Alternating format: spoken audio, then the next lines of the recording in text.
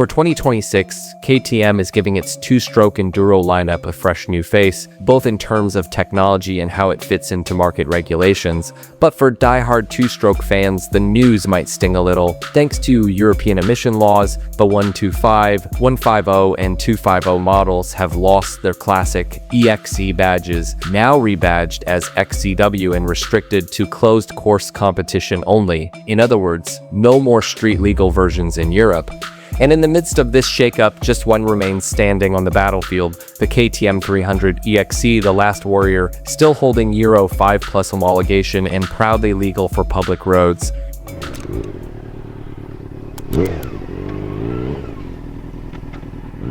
Globally, KTM's 2026 two-stroke lineup includes the 125 XCW and 150 XCW for North America, plus the 250 XCW, 300 XCW, and the road-homologated 300 EXE. All are powered by liquid-cooled, fuel-injected two-stroke engines with a 39mm throttle body. Clutch duties are handled by either the damped diaphragm steel or diaphragm steel setups with hydraulic actuation, delivering a light lever feel while still strong enough to tackle brutal terrain. The biggest update is in the suspension department. Up front, the WPXX 48mm closed cartridge fork now gets a shorter, lighter mainspring with a polished surface, a new pressure reservoir, and a one-piece hydrostop. At the rear, the WP Explorer PDS shock has been retuned to match the new fork's behavior. Braking is still handled by Brembo calipers with a 260mm front disc and 220mm rear disc.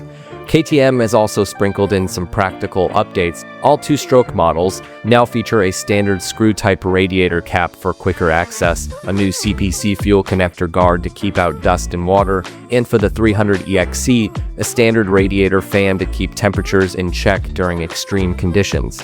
With these changes, the 300 EXE now holds a special place in KTM's range, not just as the most powerful two-stroke in the lineup, but as the last street-legal symbol in an era where two-strokes are getting cornered by emissions regulations. If you have ever wanted one, now might be the time to grab it, before it turns into the kind of legend you only see in a collector's garage.